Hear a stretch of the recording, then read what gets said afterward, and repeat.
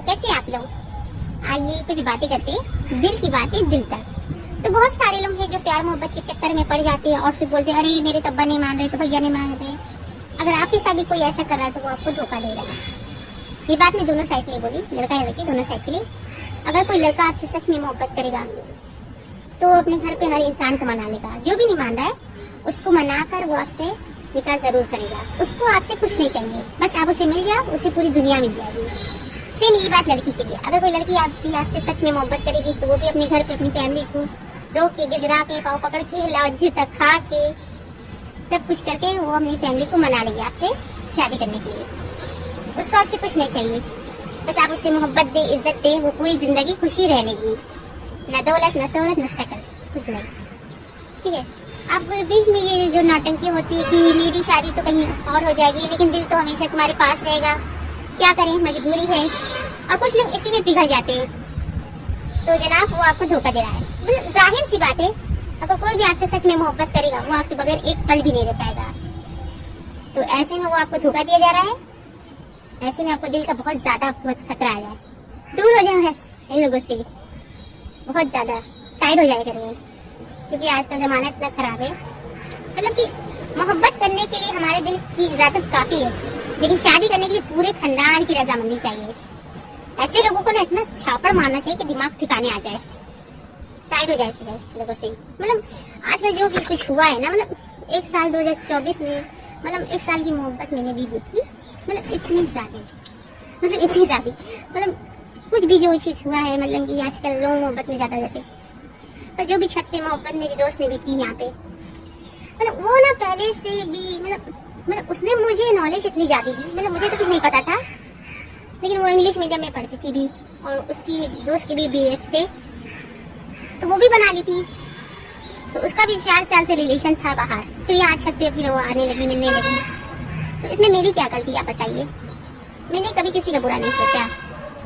अब वो उससे मोहब्बत करने लगी थी तो उसने कहा मैं इससे शादी करूंगी। मैंने कहा ठीक कर लो। मतलब उसकी हर चीज, मतलब अब टेस्ट तो होते आजकल के बच्चे सारे। न इसमें मैंने किसी को दिमाग दिया ना कुछ। वो खुद मुझे इतनी इंटेलिजेंट थी, वो मुझे तो इतना ज्यादा कुछ नॉलेज नहीं थी, उसने मुझे सब बताया। लेकिन जब हमारी जो दोस्ती इतनी ज्यादा हो गई थी तो अक्सर हम यहाँ जाते थे मिलने अपनी दोस्त से। ठीक है। तो उसकी जो बात थी बहुत अलग सी थी। मतलब आजकल लड़कियाँ क्या है, जिंदगी में मोहब्बत करती है, अपने घर से लड़ नहीं पाई अपनी फैमिली से। मतलब मेरे सामने वो कहती थी कि मैं उससे शादी करूंगी, ठीक है, लेकिन ऐसे वो शादी नहीं करी उससे। और फिर उसकी बहन ने भी उसे मारा इतना ज्यादा, उसकी मोहब्बत से उसको दूर कर दिया। तो लोग क्या करते हैं, चाहे वो अपनी मोहब्बत के लिए लड़ सकती थी लेकिन नहीं लड़ी। लेकिन जिस्म की मोहब्बत होती है ऐसे लोगों पर, लेकिन रूह की मोहब्बत होती है जो जिंदगी भर साथ देती है। तो इसलिए मतलब उसने भी मुझसे पूछा कि तुम भी करियो, मतलब मैं नहीं की थी। देखो, एक मोहब्बत ऐसी है जो इंसान जिस्म को बेच देता है, और दूसरी मोहब्बत होती है जो इंसान को सब्र करना सिखाता है। और ऐसे ना करो, आप सब्र करो, आपका अच्छा सिला भी मिलेगा। पर आज एक लड़की मतलब ये सोच कर रही कि अब वो कैसे उसके बिना रह पा रही है, जो कल तक की रोती थी बहुत ज्यादा रोती। तो क्या यही होता है, अमीर लोग होते हैं, मतलब मैं ऐसी मोहब्बत करती फिर उसे छोड़ देते हैं, फिर बहुत अच्छा देखते हैं, क्योंकि ऐसी होती है बात। क्यों लोग आप लोग ऐसा करते हो? ऐसा नहीं किया जाता है। और जहाँ तक मेरी बात है, अल्लाह का शुक्र है कि अल्लाह ने मुझे ना हमेशा बचाया। मतलब अल्लाह ने मेरा भी, जब मैं अपनी दोस्त से बात करती थी तो मैं नमाज पर छोड़ के आ जाती थी उससे मिले, तो अल्लाह पाक को ये पसंद भी नहीं था कि तुम मेरी नमाज छोड़ के जा रही मिलने बात करने छत पे, ठीक है। इसलिए अल्लाह पाक हो सके मुझे इससे दूर कर दिए। सब अल्लाह की रह जाती है, अल्लाह जो चाहता है वही होता है। तो इसलिए मैं ज्यादा फोकस अपनी नमाज पे करती हूँ और इन सब कामों से दूर रहो। शायद अल्लाह को ये मंजूर था, इसलिए मुझे अल्लाह ने इससे दूर करा दिया। और आज देखो, मतलब वो भी अपनी मोहब्बत की बेचारी दूर हो गई। ना मैं उसकी मदद करती थी ना कुछ भी नहीं। मतलब 4 साल की बात उसने मुझे बताई, कैसे उसके BF ने उसने छोड़ा सबको, सारी बात डिटेल, ठीक है। मतलब मैं ऐसा नहीं चाहती हूँ कि उसके साथ बुरा हो, कभी नहीं। जिससे वो मोहब्बत करती थी उसने मुझसे कहा कि मैं इससे शादी भी करूंगी। मैंने कहा ठीक है जाओ कर दो। फिर उसकी बहन ने उससे दूर कर दिया। मतलब ये कहानी इतनी लंबी थी, जिस कहानी की शुरुआत उसने की और ख़त्म उसकी बहन ने की, ना मैं। मतलब मैं उस वक्त भी सोची थी ना कि अगर मैं सितंबर में 2024 में अगर उसका भाई मतलब हुई थी बात उसकी बहन को भी सब पता था, बीच वाली को, ठीक है। तो मैं सोची बता दूं तो मुझे सब में था। मैं समझ रही थी अगर मैं बताऊंगी तो कैमरा लगेगा, फिर बाद में ना मतलब उसका दीवार खड़ी हो जाएगी तो दीवार खड़ी होगी। तो मतलब ऐसा ही हुआ था। मतलब मैं सोची थी कि बाद में सब कुछ होगा और ठीक वैसा ही हो रहा है।